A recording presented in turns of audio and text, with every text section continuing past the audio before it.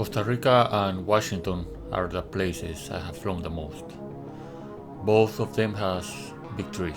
Costa Rica jungle has some huge trees, and Washington forests and pine trees also have big trees. Those combined with short trips makes for a challenge.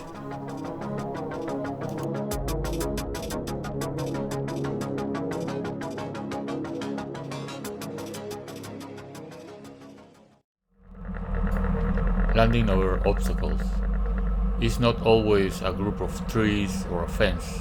Sometimes, like in this case, it is a horse.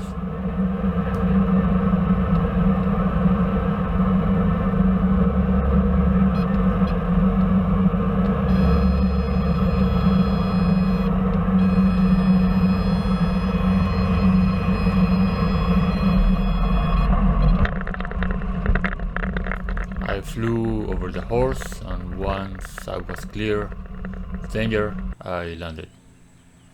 This trip is in Amubri, an Indian community in Costa Rica, and there is always horses tied to trees. So it's the only way, if you want to land here, this is the only way to do it.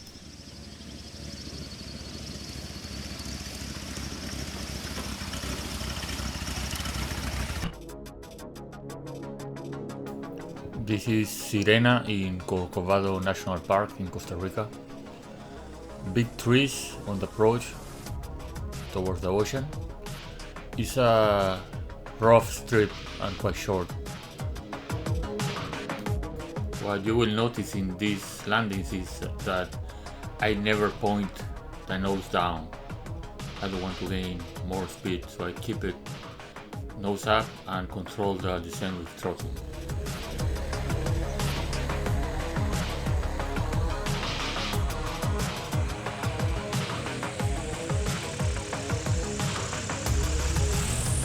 This strip, if you come from the ocean, the beginning of the strip is all muddy and boggy, so you're risking getting stuck.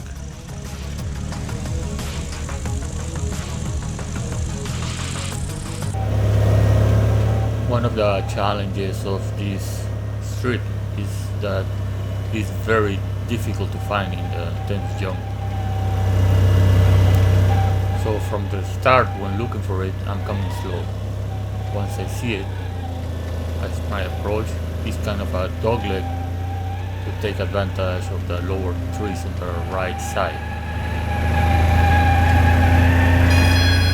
I control my descent with throttle and my speed with pitch.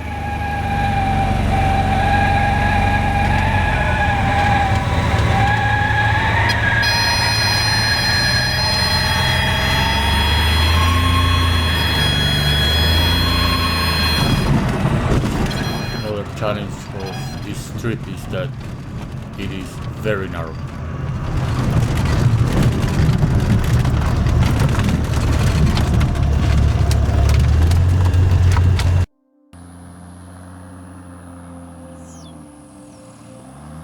This is an ultralight strip in Costa Rica.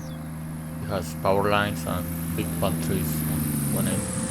This was just practicing landings with obstacles. Come in slow with power and use the power for descent. Red Horse in Oregon. These are really big and tall trees.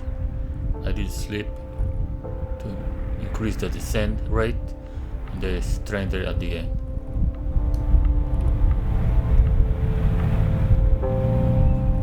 This trip was very wet and muddy. You can see the airplane skidding kind of at the end here.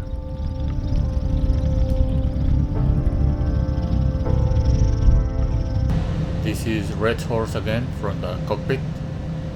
I think these are the biggest trees I ever seen on an approach. This is why I use this technique to lose some altitude quicker.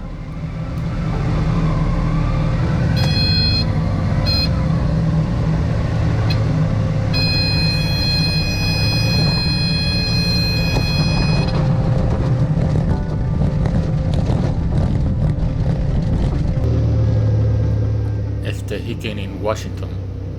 Although the trees are not super tall, there is a gap on the right side I use to take advantage. But in this occasion, since it was so windy, I'm pointing the nose down. I don't want to be slow with these kind of conditions.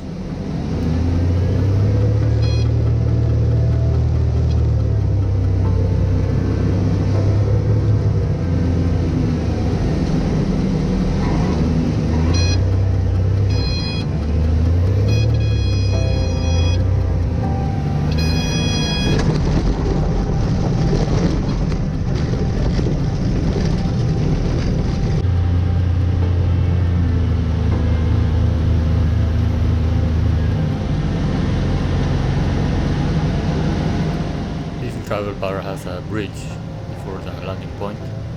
I'll come slow, controlling my descent with power and my speed with pitch. Kind of same angle, I don't change it.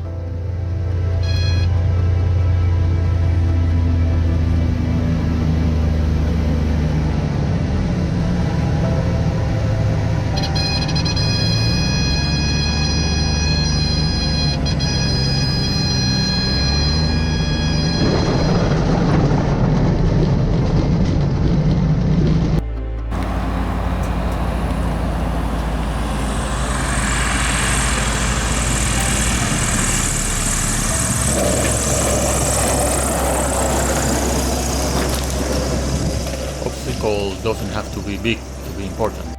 It can be a fence, like in this landing, but the strip is so short that you lose part of the landing distance when coming over the obstacle.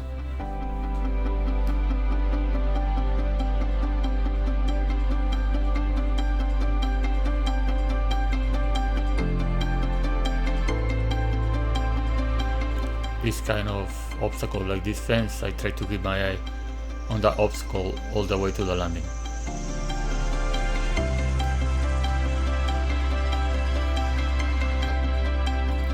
Same airstrip coming from the other way. You can see the obstacles are these small trees, but are bigger than the fence. So we will see I use a lot more distance in this landing from this side.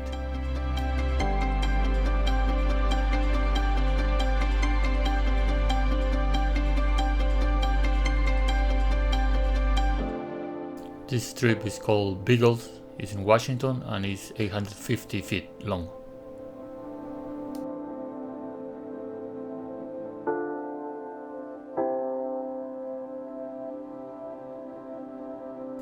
Camp Patriot in Montana is relatively short strip, landing over trees and houses. I try to come real slow, make a short landing. Never point my nose down because I will gain speed. Darlington in Washington. I always try to look in the gap between trees or obstacles, so it's valid to just come in a dogleg and take advantage of wherever is a gap and have lower obstacles.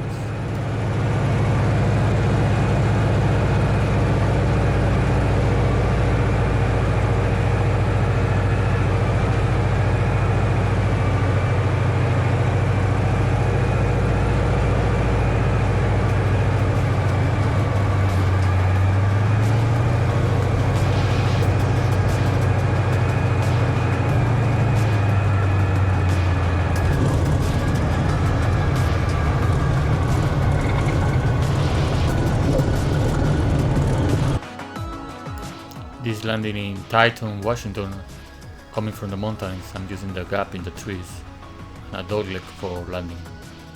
What you can see from this landing is that I never point the nose down unless it is windy or do a slip. Most of the times you don't want to point the nose down, you will gain too much speed and float over the runway.